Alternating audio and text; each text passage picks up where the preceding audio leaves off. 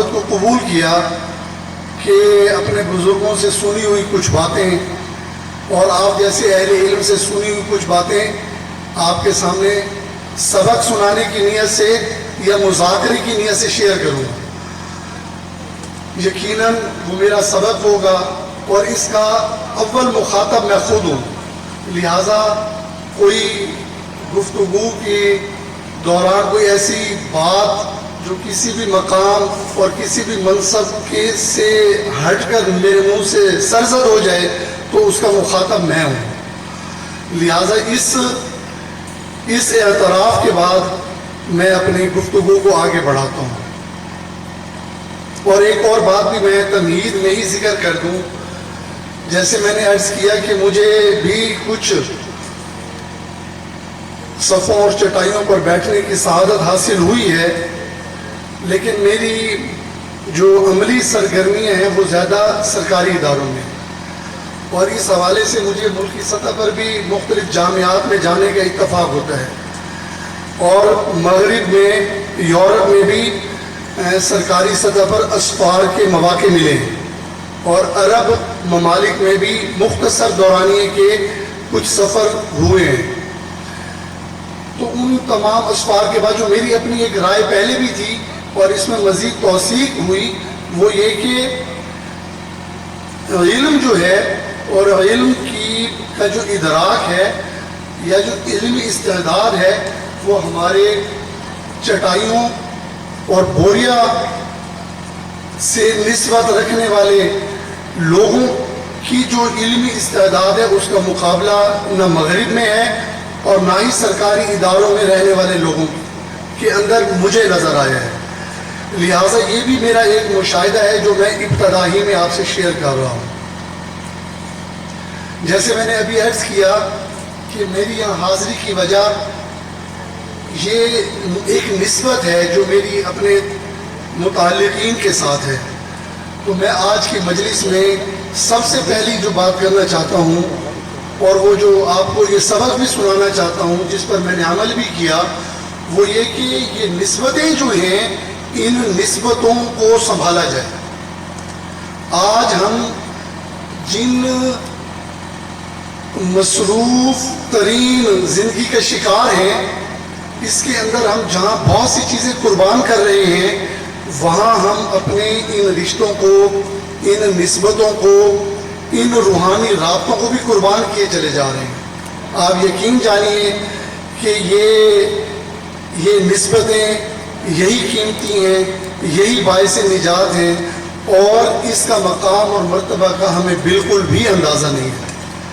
اور یہ میری آج کی حاضری صرف نسبت کی وجہ سے ہے اور ایک نئی نسبت کو قائم کرنے کے حوالے سے ہے۔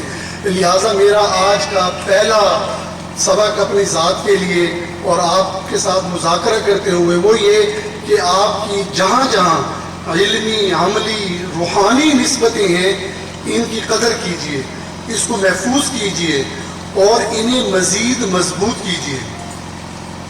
یقیناً ہمارا یہ سارا فیض انہی نسبتوں کے مرہون منت ہے۔ لہٰذا پہلی چیز یہ ہے کہ ہم ان نسبتوں کی قدر کریں، انشاءاللہ انہی نسبتوں سے یہ فیضان ہدایت بھرپور پھیلے گا۔ حضرات گرامی، اللہ رب العزت نے مجھے بھی اور آپ کو انسان بنایا ہے، یہ اللہ کا کرم ہے۔ اللہ رب العزت نے مجھے بھی اور آپ کو مسلمان بنایا ہے، یہ بھی اللہ کا خالص کرم ہے، اور پھر مجھے اور آپ کو نبیوں کے نبی، نبیوں کے سردار، خاتم النبیین جو ہیں حضرت محمد رسول اللہ صلی اللہ علیہ وسلم کو امتی بنایا ہے۔ آپ سب اس چیز کا اعتراف کرتے ہیں، یہ جو میں بات کر رہا ہوں ایسے ہی ہے نا؟ الحمدللہ۔ تو اللہ نے یہ بھی ہمیں نسبتیں عطا کی ہیں۔ تو اللہ رب العزت نے اس انسانیت کی تربیت کے لیے اور دنیا کے مسائل کو اور آخرت کے مسائل کو حل کرنے کے لیے انبیاء کا ایک طویل سلسلہ چلایا ہے۔ جو کہ یہ سلسلہ نبی کریم صلی اللہ علیہ وسلم کی ذات اقدس پر آ کر اختتام پذیر ہوا ہے۔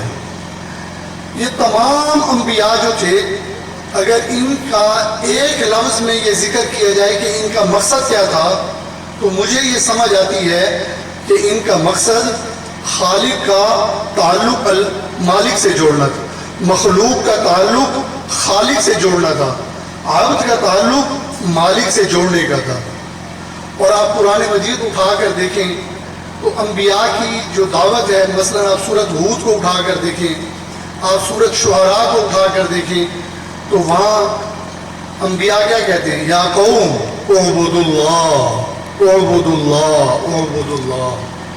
تو دیکھیے ایک لفظ میں انبیاء کا مقصد یہ تھا کہ مخلوق کا تعلق خالق سے جوڑا جائے، اور یہی مقصد نبی کریم صلی اللہ علیہ وسلم کا بھی تھا، اور یہی بات آپ صلی اللہ علیہ وسلم نے اپنے پہلے خطبہ میں ارشاد فرمائی۔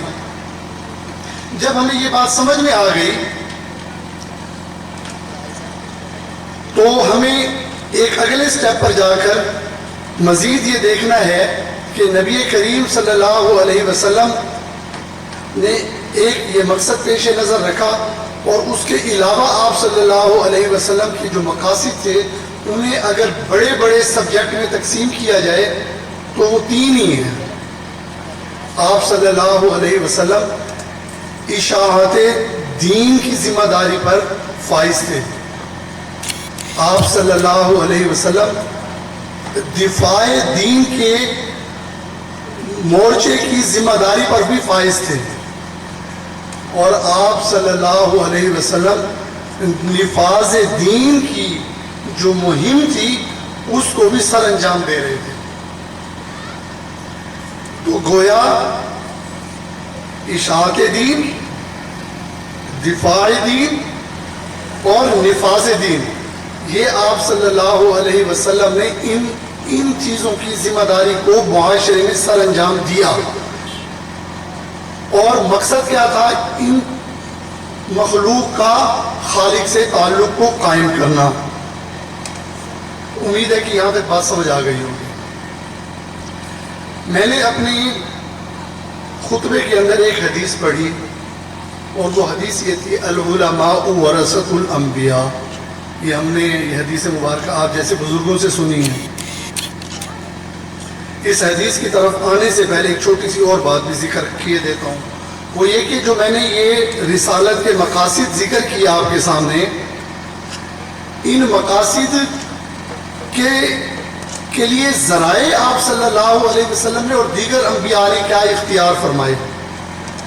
تو اس کے لیے جو ذرائع تھے اس میں تقریر، تحریر، مناظرہ و مکالمہ اور جہاد، یہ چار ذرائع انبیاء نے اختیار کیے، اور خاص طور پر نبی کریم صلی اللہ علیہ وسلم نے ان مقاصد کے لیے ان چار بنیادی ذرائع کو اختیار کیا۔ میں دوبارہ ذکر کیے دیتا ہوں کیونکہ میرا مقصود تقریر کرنا نہیں ہے، میرا مقصود میں نے جیسے پہلے عرض کیا، میں سبق سنا رہا ہوں اور ہم مذاکرہ کر رہے ہیں۔ تو دیکھیے تقریر، تحریر، مناظرہ یا مکالمہ، اور چوتھے نمبر پر جہاد۔ اب آپ قرآن مجید کا مطالعہ فرمائیں تو آپ کو انبیاء کی تقاریر ملتی ہیں، اپنی قوموں کو تقاریر کی، یہ ایک پہلی چیز ہو گئی، اور آپ صلی اللہ علیہ وسلم نے بھی یہ کام فرمایا۔ میں نے دوسری بات آپ سے یہ عرض کی، تحریر۔ سابقہ انبیاء کے حوالے سے قرآن مجید میں اگر آپ اور ہم غور کریں تو ہمیں حضرت سلیمان علیہ السلام کا خط ایک ملتا ہے جس کے اندر انی القی الی کتاب کریم انہ من سلیمان و انہ بسم اللہ الرحمن الرحیم اللہ تعالی علی واتونی مسلمین۔ یہ دنیا کے شاید مختصر ترین خطوط میں سے ایک خط ہے۔ یہ تحریر کا میں قرآن مجید سے آپ کو ایک نمونہ پیش کیا ہے، اور آپ صلی اللہ علیہ وسلم کے خطوط کے بارے میں آپ سب جانتے ہیں۔ اور پھر تیسری چیز میں نے عرض کی مناظرہ و مکالمہ، آپ قرآن مجید کا جائزہ لیجئے. الم تر الی الذی حاج ابراہیم فی ربہ ان آتاہ اللہ الملک اذ قال ابراہیم ربی الذی یحیی ویمیت قال انا احیی وامیت. یہ سارا سلسلہ ہے، آپ سمجھ چکے ہیں میرے اشارے کو. یہ میں نے آپ کو سابقہ انبیاء کے مکالمے کی ایک مثال ذکر کی ہے. نبی کریم صلی اللہ علیہ وسلم نے بھی اسی طرح کا مباحثہ اور مناظرہ فرمایا ہے. اس کے بعد تیسری چیز، چوتھی چیز جہاد کی ہے، اور وہ بھی پوری اپنی ایک تاریخ سیرت طیبہ کے اندر آپ کے سامنے موجود ہے. لہٰذا جو بات میں نے آپ کو سنائی، جو سبق میں نے آپ کے سامنے ذکر کیا، وہ یہ تھا کہ نبی کریم صلی اللہ علیہ وسلم اور تمام انبیاء کا بنیادی مقصد مخلوق کا تعلق خالق سے جوڑنے کا تھا، اور پھر اس مقصد کے لیے جن ذرائع کو استعمال کیا وہ یہ 4 ذرائع ہیں. اور آپ صلی اللہ علیہ وسلم کی جو ذمہ داریاں تھیں وہ میں نے 3 ذکر کی ہیں: اشاعت دین، دفاع دین اور نفاذ دین. یہ آپ صلی اللہ علیہ وسلم نے فرمایا. میرے خیال میں یہاں تک اگر آپ کو بات سمجھ آ چکی ہو تو میں آگے چلتا ہوں. بات سمجھ آ گئی آپ لوگوں کو؟ چلیے جزاک اللہ. اچھا، میں نے حدیث ابھی آپ کے سامنے دوبارہ بھی ذکر کی تھی، العلماء ورثۃ الانبیاء.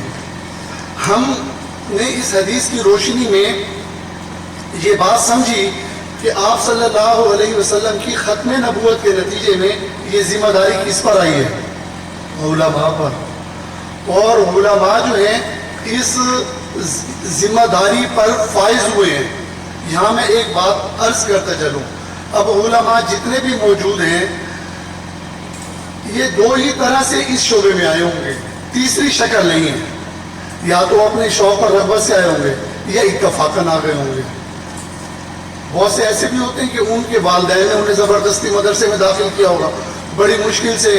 ابھی بھی ان کے دل میں خیال آتا ہوگا کہ میں نے تو فلاں جگہ پہ جانا تھا، پتہ نہیں ہے میں کہاں پھنسا ہوں. وساوس شیطان ڈالتا ہے، تو یہ شیطان کا کام ہے، اس میں ہمارا کوئی قصور نہیں ہے. تو یہ 2 ہی شکلیں ہیں. اس کو ہم اپنے لفظوں میں یوں کہتے ہیں، یا ہم اس شعبے میں بائی چوائس آئے ہیں یا بائی چانس آئے ہیں. تو دونوں شکلوں میں ہمیں اب ہم آ رہے ہیں، لہٰذا اس کو قبول کر لیں. ہم اللہ کے اس فیصلے کو اب خوشی سے قبول کریں. اس فیصلے کو قبول کر کے اس کو اعزاز سمجھیں اپنے لیے.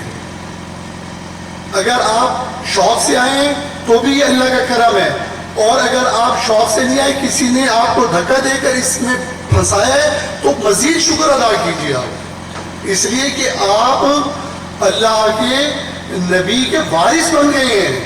دیکھیے، اگر کسی کو یہ کہا جائے کہ جی یہ نائب وزیر اعظم ہے، یہ نائب صدر ہے، یہ نائب گورنر ہے، یہ نائب وائس چانسلر ہے، یہ فلانا نائب محتمم ہے، نائب امام ہے، تو ان عہدوں کو ہم کیسے انجوائے کرتے ہیں؟ تو لہٰذا اگر میں اور آپ اپنی اس نسبت کو یہاں جوڑتے ہیں تو ہمیں دونوں شکلوں میں اس نسبت پر فخر کرنا ہے. اتفاق کرتے ہیں اس نقطے سے؟ اگر اتفاق کرتے ہیں تو پھر آگے چلتے ہیں، ورنہ اس میں سے کسی نقطے، کیونکہ ہم مذاکرہ کر رہے ہیں.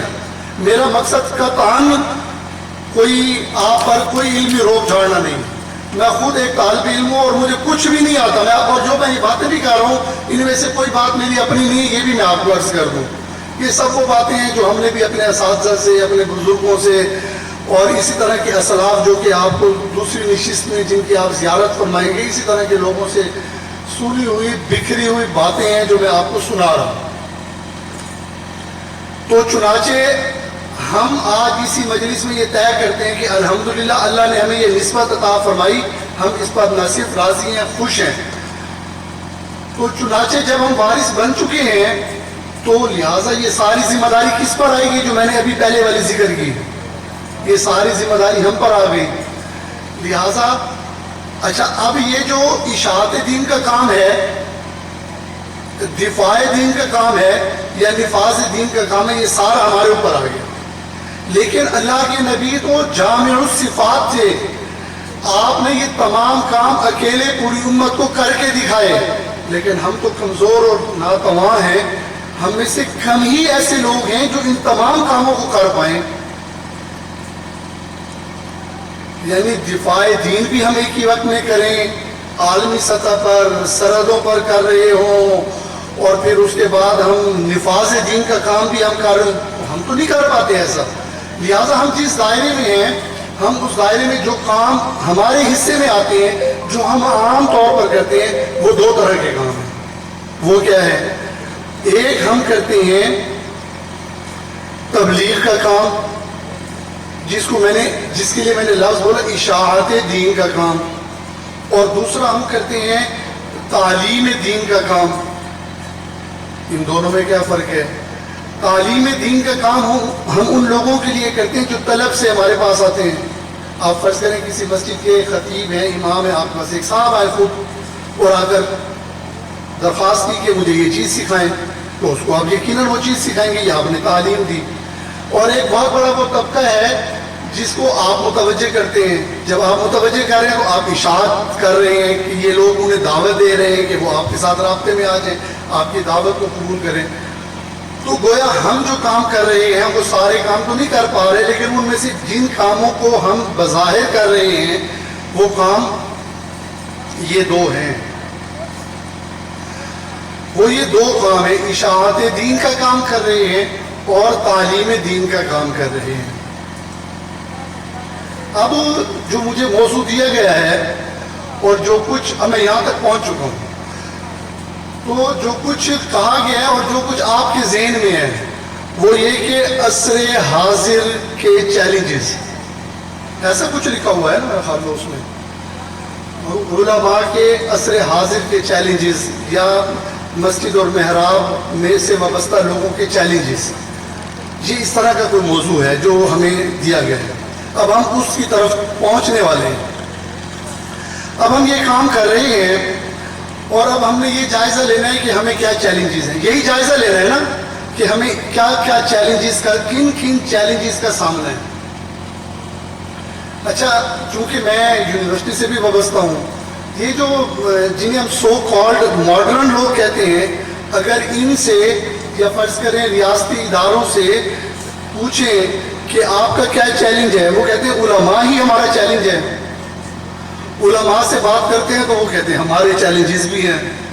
تو دیکھیے، مجھے تو ایسا لگتا ہے ہم خود کسی کے لیے چیلنج بنے ہوئے. اس پر بھی اللہ کا شکر ادا کرنا چاہیے کہ ہم کسی کے لیے تھریٹ ہیں. تو ہمیں چیلنجز کون سے ہیں؟ اچھا، میں آپ کو دل سے ایک بات بتاتا ہوں، یہ جتنے بھی چیلنجز آپ نے، بہت سے چیلنجز آپ کتابوں میں پڑھتے ہوں گے، سنتے ہوں گے، یقین جانیے میرا ان چیلنجز میں سے نا صحیح معنوں میں اگر مجھے کہنا ایک چیلنج بتائیں تو میرا خیال میں ایک چیلنج وہ ہے جس کے بغیر آپ کوئی چیلنج حل کر ہی نہیں سکتے. اس کے بارے میں اگر کہیں کہ آپ ایک لفظ میں بتائیں تو وہ یہ ہے کہ ہم اپنا تزکیہ کریں. یہ سب سے بڑا چیلنج ہے، اور یہ کوئی نیا چیلنج نہیں ہے. اس کے بغیر آپ دنیا کا کوئی چیلنج حل کر ہی نہیں سکتے. آپ کو میری بات سمجھ آ رہی ہے؟ یعنی اگر میری خود کی اصلاح نہیں ہے، میرا اندر ٹھیک نہیں ہے، باہر سے میں دیکھیں اپنی بات کروں، باہر سے میں ایک باروک شخصیت ہوں، داڑھی، ٹوپی اور شلوار بھی دیکھیں ٹخنوں سے اوپر ہے، تو یہ ساری شکلیں دکھا کر آپ ہو سکتا ہے متاثر ہوں وقتی طور پر، لیکن آپ یقین جانیے یہ سب بیکار ہے اگر میرے اندر کا خالی ہے. ایسا ہے ہی نہیں ہے. اگر میرا اندر خالی ہے تو یہ سب میرے لیے دنیا میں بھی مفید نہیں اور آخرت میں بھی مفید نہیں ہے. اگر ہے تو آپ مجھے ابھی فتویٰ دیں، مفید ہے بتائیں. میں باہر کے جتنے بھی دکھ اٹھا کر آپ سے شیئر کر دوں، مجھے یہ مسئلہ ہے، مجھے یہ مسئلہ ہے، 100 مسئلوں کی لسٹ بتاؤں میں آپ کو، اور وہ آپ سارے حل بھی کر دیں میرے، اور میرا اندر فارغ ہے، تو بتائیں میرے لیے کسی کام کا ہے؟ لہذا میں تو اپنے آپ کو سب سے پہلی بات جو کہتا ہوں، دیکھیے آپ صلی اللہ علیہ وسلم کے وقت سے لے کر آج تک ہر دور میں جب بھی چیلنجز تھے نا، وہ اس دور کی ماڈرن چیلنجز تھے. ہر دور میں ہی چیلنجز ہوتے ہیں، اور ان چیلنجز کے لیے جو بنیادی چیز چاہیے تیاری کے لیے، آپ چیلنج کو تو حل کرنے اس سے پہلے تیاری کرنی ہے نا. تو تیاری کیا کرنی ہے؟ تیاری یہ کرنی ہے کہ میرا اندر جو ہے وہ ٹھیک ہونا چاہیے.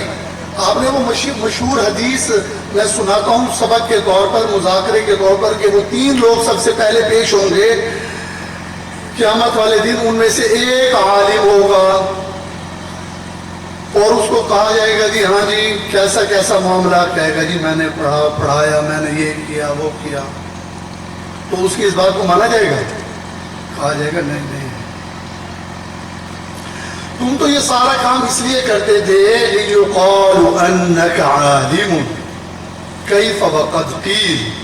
تم تو یہ چاہتے، یہ میں اپنے آپ کو کہہ رہا ہوں، کیف وقد قیل، کیسا، اللہ ہماری حفاظت فرمائے.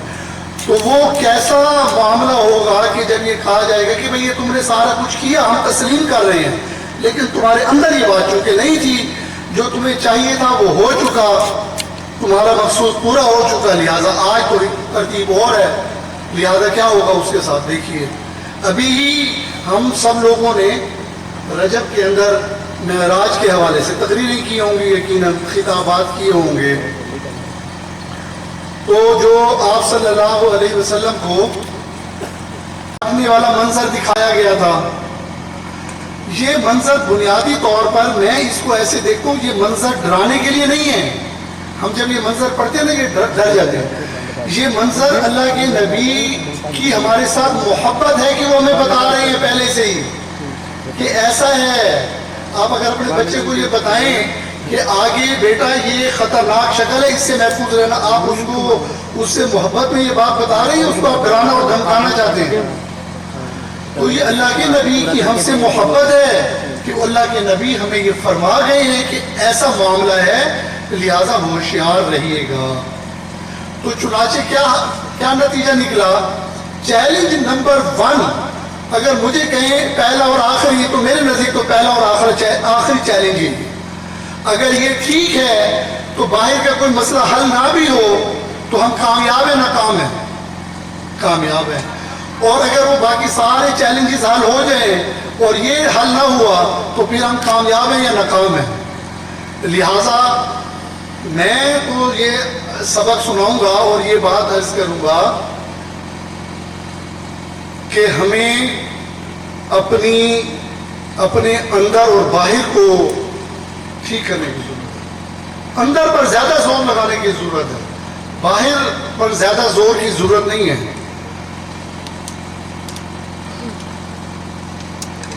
آپ یہ دیکھیے کہ میں امام ہوں، فرض کریں میں کہتا ہوں میں نے نماز پڑھائی، میں نے خطبہ دینا ہے، میں نے یہ بات لوگوں کو سمجھانی ہے، میں نے لوگوں کو ہدایت دینی ہے، میں نے یہ کرنا ہے. آج یہ ساری چیزیں جو ہم دوسرے کو دے رہے ہیں کیا وہ ہمیں مل رہی ہیں؟ یہ سوال ہے. قرآن مجید کے قاری صاحب بچے کو حفظ کرا رہے ہیں، قاری صاحب بھی حفظ کر رہے ہوتے ہیں. قاری صاحب تو آلریڈی حافظ ہے نا، لیکن اگر وہ حفظ کرا رہے ہیں تو دوسرا بچہ حفظ کر جائے گا. ایسا ہے یا نہیں ہے؟ ایک حدیث میں نے سنی ہے آپ جیسے علماء سے اور بزرگوں سے، وہ یہ کہ اللہ رب العزت اپنے دین کی تائید فساق اور فجار سے بھی کرا لیتے ہیں. آپ لوگوں نے یہ حدیث سنی ہوئی ہے نا؟ اچھا ہم اس کا پتہ ہے کیا مطلب سمجھتے ہیں؟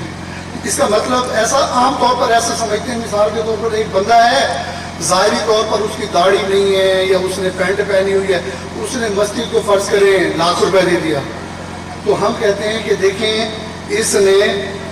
فاسق ہے، اللہ نے دین کی تائید اس سے کرا دی.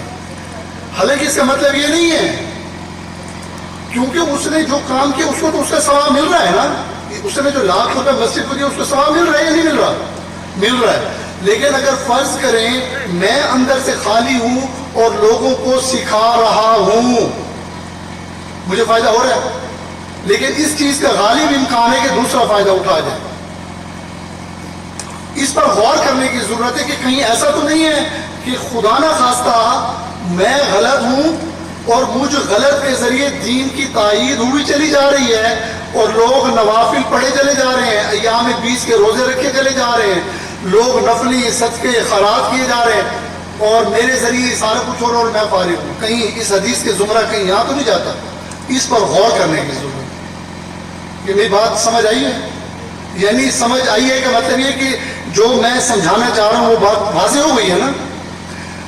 تو حضرات گرامی، سب سے بڑا چیلنج یہ ہے کہ ہم نے اپنا اندر کیسے ٹھیک کرنا ہے. لہذا جب میں نماز پڑھاؤں گا تو میری نماز تو ہو جائے گی، اس میں کوئی شک نہیں ہے. جب میں سبق پڑھاؤں گا تو میرا سبق بھی ہو جائے گا.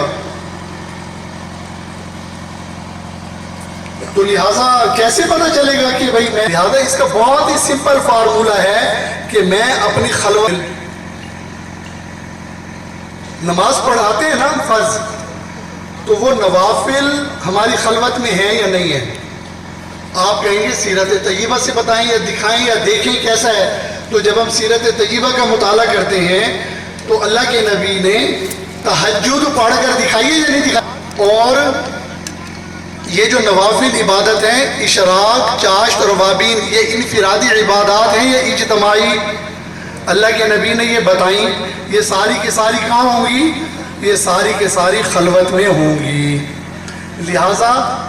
لہٰذا ہمیں اپنی خلوت کو بہتر کرنے کے لیے ایک کام یہ کرنا ہے کہ ہمیں نوافل ادا کرنی ہے.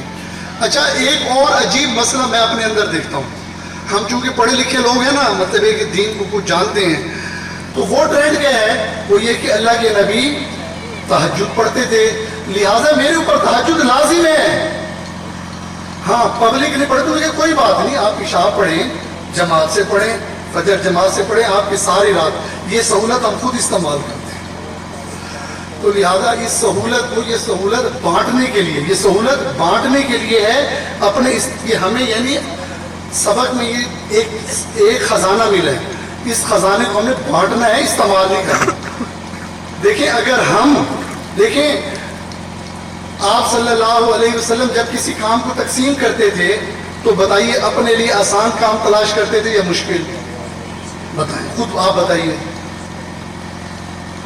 اگر میں اور آپ عزیمت پر ہوں گے تو میرا اور آپ کا جو فالوور ہے وہ رخصت پر ہوگا، اور اگر میں اور آپ رخصت پر ہوں گے تو ہمارا جو فالوور ہے وہ کہاں ہوگا؟ مباح پہ ہوگا.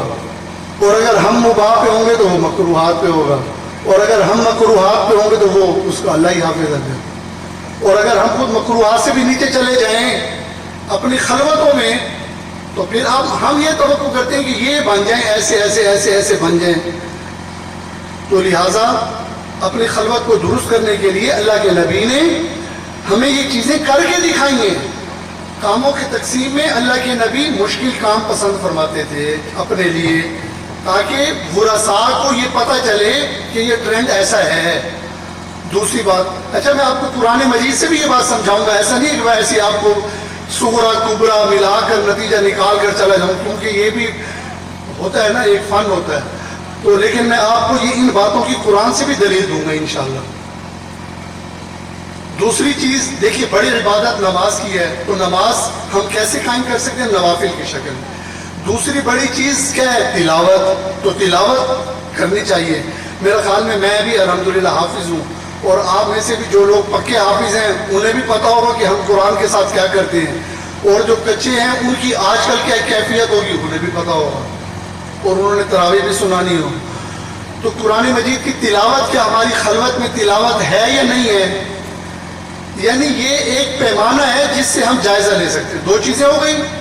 تیسری چیز یہ ذکر و اذکار. اچھا، اس میں بھی ہمیں شیطان چکر دیتا ہے. میں کاروبار کر رہا ہوں، یہ بھی تو ذکر ہی ہے.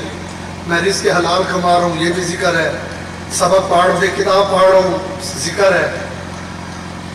تو اس بات کو ذہن میں رکھیے کہ یقیناً ایسا ہے. لیکن جب جو اصطلاح جس چیز کے لیے بولی جاتی ہے وہ خاص اسی کے لیے ہی ہوتی ہے. جب ہم کہتے ہیں اذکار کریں تو مطلب ہے خالصتاً. اگر کسی بندے کو یہ کہیں کہ یہ کام کر لیں، والدین کو چلیں، ابھی اللہ نے میرے ذہن میں مثال ڈالی. اگر یوں کہیں والدین کی زیارت کریں، حج عمرہ ہو جاتا ہے، تو ہو جاتا ہے حج عمرہ. والدین کی زیارت کریں، حج عمرہ ہو جاتا ہے. تو پھر یہ کیسے ہو سکتا ہے کہ ہم کتاب پڑھیں ذکر اذکار ہو جائے؟ ہاں، ذکر اذکار کا ثواب ہو سکتا ہے، لیکن اگر ذکر اذکار یا ذاکرین میں شامل ہونا ہے تو اس کے لیے ذکر کرنا ہوگا. 3 چیزیں ہو گئی. اور چوتھی چیز یہ ہے کہ دعا کی جائے. کیا ہم خلوتوں میں بیٹھ کر یہ 4 کام جو ہے نا یہ انبیاء کے جو وارث ہیں ان پر یہ فرض ہیں. اگر وارث ہونا دیکھیں ہم جب لوگوں کا روب جھاڑتے ہیں تو یہی جھاڑتے رہے کہ میں وارث ہوں. یاد ہے وہ ہمیں احترام تو اس وراثت کے تناظر میں دے رہے ہیں نا, اس کے علاوہ تو کوئی تشخص نہیں ہے میرا, تو وہ میرے تشخص کا اکرام کیوں کر رہا ہے؟ تو لہٰذا اس پر غور کرنے کی ضرورت ہے. تو یہ 4 کام کرنے. میں نے بھی عرض کیا تھا کہ میں انشاءاللہ اس کو قرآن مجید سے آپ صلی اللہ علیہ وسلم کی سیرت طیبہ سے آپ کے سامنے عرض کروں گا. آپ سب لوگ قرآن مجید کی 29واں پارہ اور سورہ المزمل سے واقف ہیں. تو یہ سورہ کیسے شروع ہوتی ہے؟ یا ایھا المزمل قم اللیل الا قلیلا. کس کو کہا جا رہا ہے؟ یہ حکم کس کو دیا جا رہا ہے؟ تو کیا وہ اللہ کے پیارے نبی سارا دن دین کا کام نہیں کرتے تھے؟ کسی سے کم کرتے تھے کیا؟ اور مقام و مرتبہ دیکھیں. اور اللہ کیا فرما رہے ہیں؟ قم اللیل الا قلیلا نصفہ او انقص منہ قلیلا. یہ پہلی چیز ثابت ہو گئی نا جی. آگے کیا ہے؟ او زد علیہ ورتل القرآن ترتیلا. اس سے کیا ثابت ہو گیا؟ تلاوت ثابت ہو گئی. اور اللہ کے نبی خود بھی تلاوت فرماتے تھے, رمضان میں دور بھی فرماتے تھے, اور پھر بعض دفعہ دوسرے صحابہ سے بھی سننا پسند فرماتے تھے کہ ہمارے معمول میں دوسروں سے سننا, خود تلاوت کرنا, یہ سارا کچھ ہے. اور پھر آگے چلتے ہوئے ایک آیت آتی ہے وَاذْكُرِ اسْمَ رَبِّكَ, اپنے رب کا نام یاد کیجئے. اور یوں بھی کہا جا سکتا تھا وَاذْكُرْ رَبَّكَ, اپنے رب کو کا ذکر کیجئے. لیکن کیا کہا گیا؟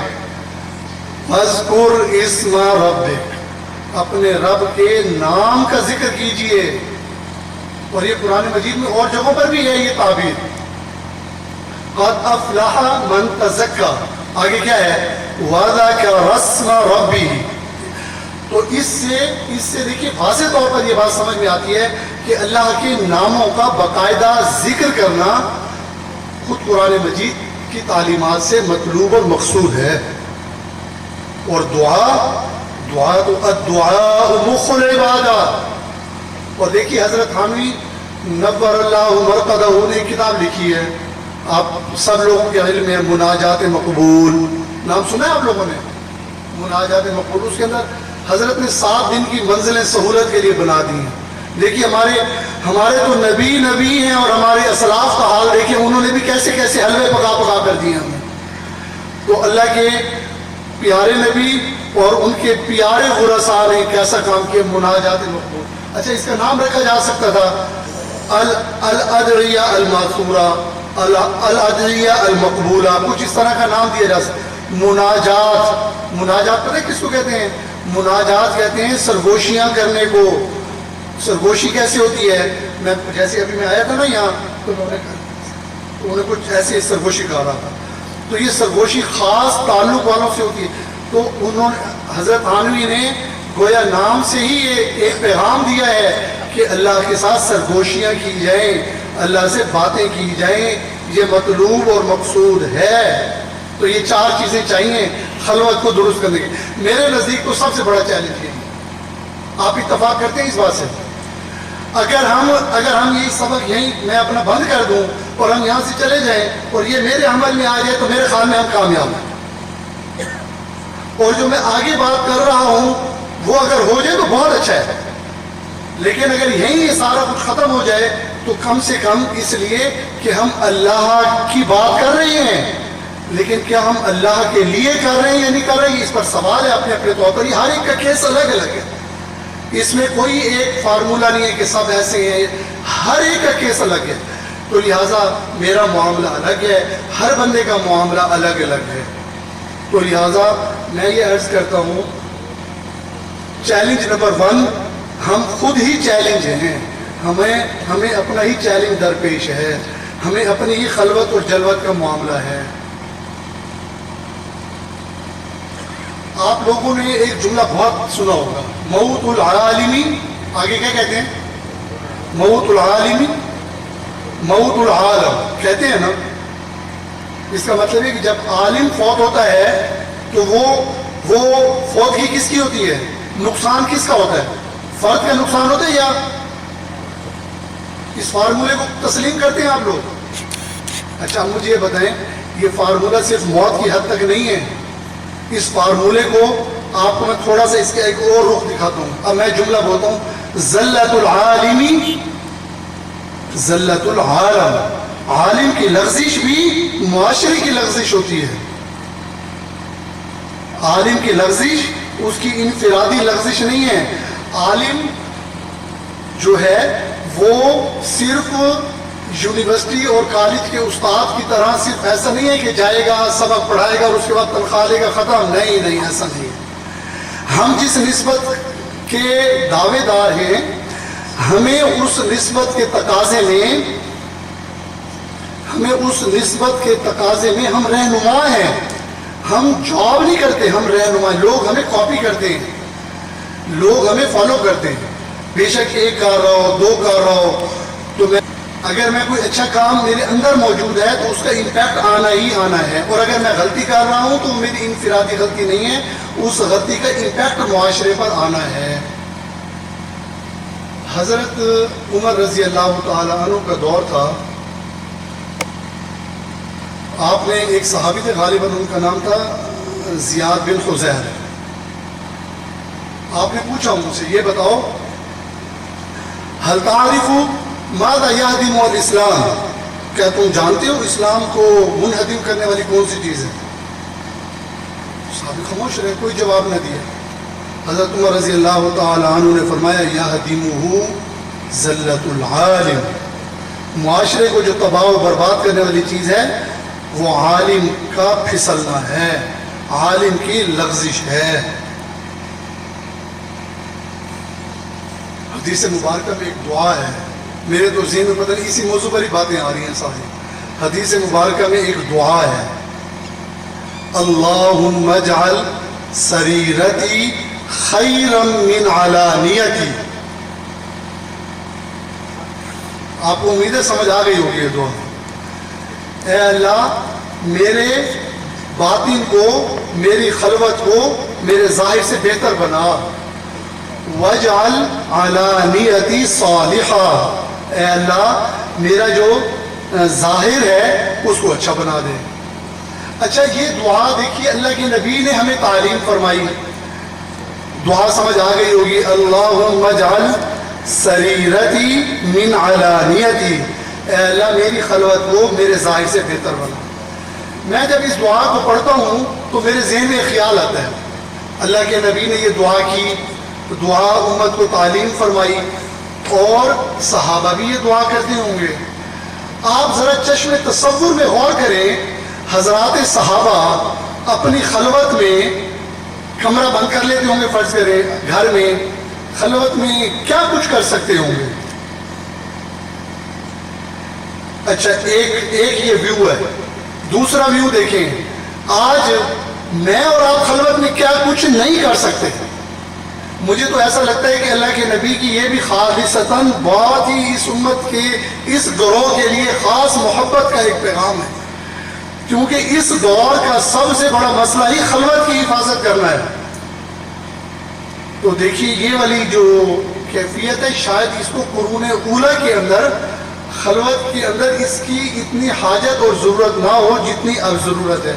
لہٰذا ہم اس دعا کے مفہوم کو سمجھ کر اس کے بارے میں غور کریں. تو ایک لطیفہ، کافی ساری آپ نے بات سن لی، میں آپ کو ایک لطیفہ سناتا ہوں.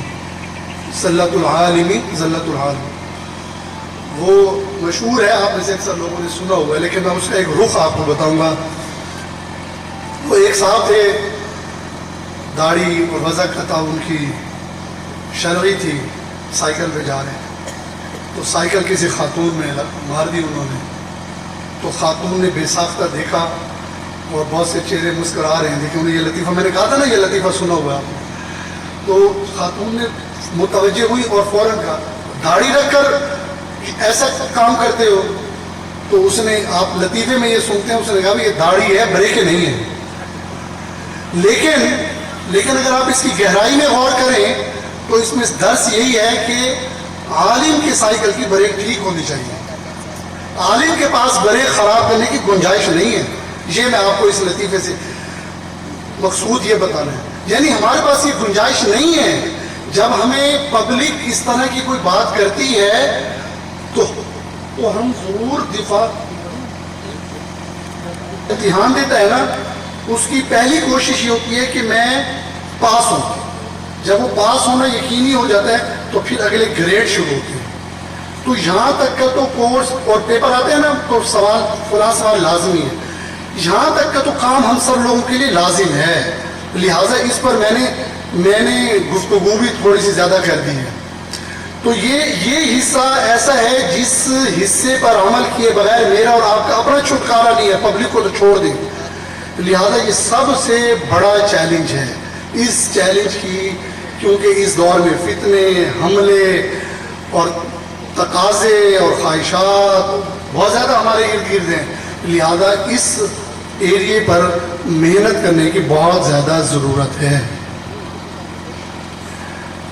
باقی مزید کیا چیلنجز ہیں، ان چیلنجز کی طرف اگر ہم جائیں تو اس میں سے بھی ہر چیلنج پر گھنٹوں گفتگو ہو سکتی ہے. لیکن میں آپ کو صرف اشارہ دے کر ایک تعارفی سی بات کر دیتا ہوں. آپ آنے والے مشائخ سے اور باقی لوگوں سے اس موضوع پہ مزید سن لیں گے. مثال کے طور پر زبانوں کا آنا یا جس ماحول میں رہ رہا ہے اس ماحول کے محاورے کا جاننا، یہ ایک تقاضا، ایک چیلنج ہے جس میں ہم اور لوگ اس کے اندر کہیں نہ کہیں گیپ آ جاتا ہے.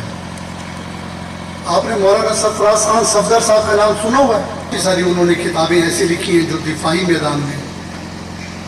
آپ کو پتہ ہے حضرت کا درس قرآن ہوا کرتا تھا، اور یہ درس قرآن پنجابی میں ہوا کرتا تھا. اور آپ کے علم میں یہ بات بھی ہوگی بہت سے لوگوں کی، اور حضرت جو تھے وہ تھے پٹھان، پشتون تھے.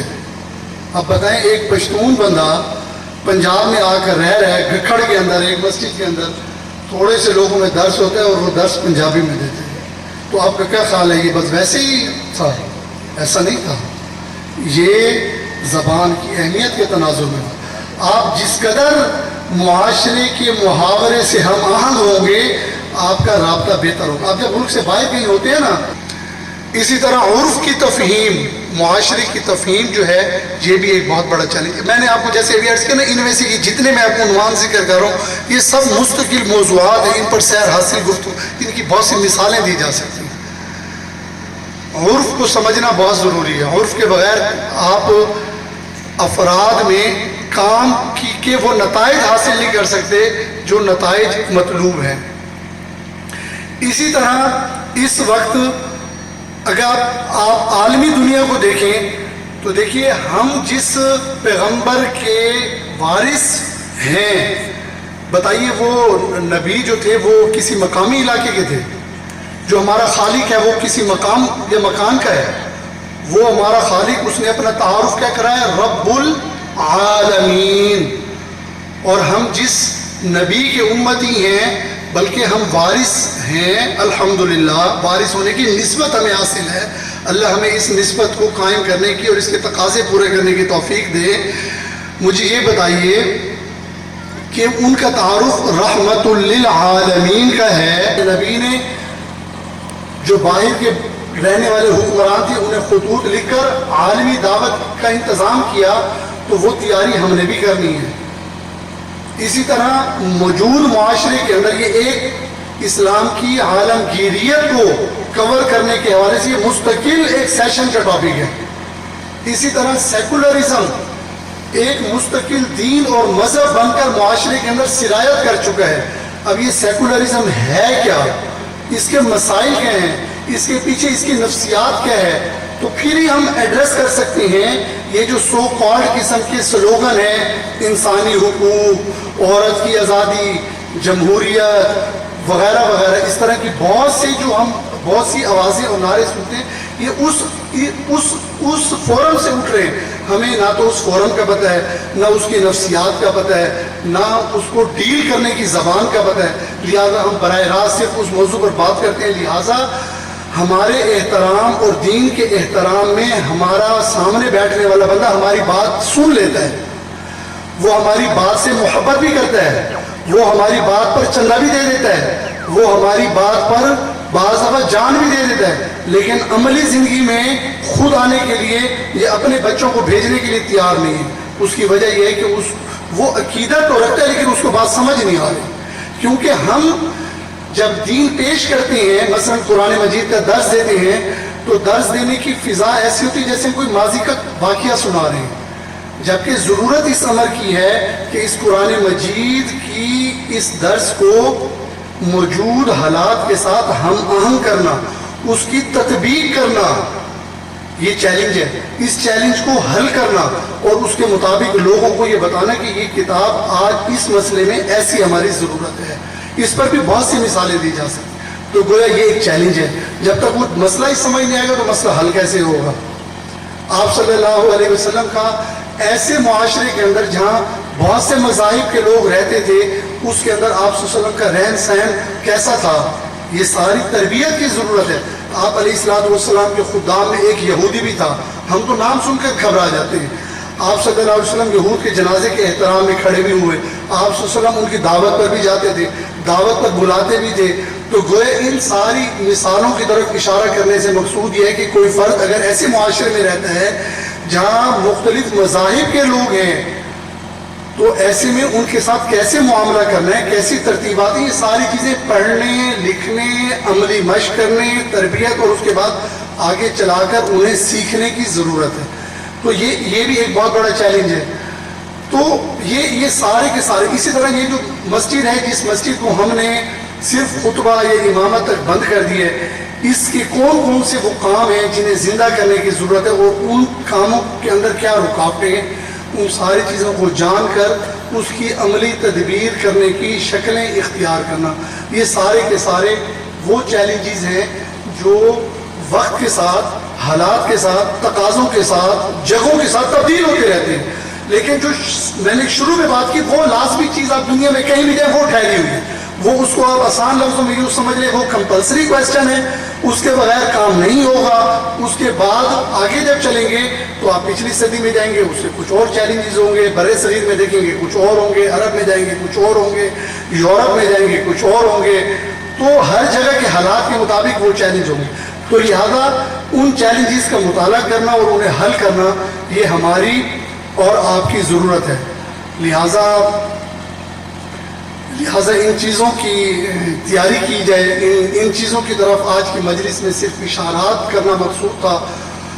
تو دعا ہے اللہ رب العزت مجھے اور آپ کو ان باتوں کو سمجھنے کی اور انہیں پڑھنے کی اور انہیں عملی شکل میں ملک و ملت میں نافذ کرنے کی سعادت اور توفیق نصیب فرمائے. میں ایک مرتبہ پھر آرگنائزرز کا شکر گزار ہوں کہ انہوں نے مجھے دعوت بھی دی، مجھے آپ جیسے اہل علم علماء سے ہم کلام ہونا اور سبق سنانے کی بھی ایک شرف حاصل ہوا. تو آج کی اس مجلس کے اندر میں ایک نئی نسبت کے ساتھ یہاں سے واپس جاؤں گا. اللہ رب العزت مجھے آپ کو ان نسبتوں کو، ان تقاضوں کو ادا کرنے کی توفیق نصیب فرمائے. وآخر دعوانا شیڈول کے مطابق چونکہ افتتاحی تقریب میں تھوڑی تاخیر ہو گئی تھی، ہمارے الحمدللہ تمام مہمانان گرامی علماء تشریف لا چکے ہیں. حضرت اقدس مفتی ابو لبابہ شاہ منصور صاحب وہ ظہر کے بعد والے سیشن میں تشریف لائیں گے.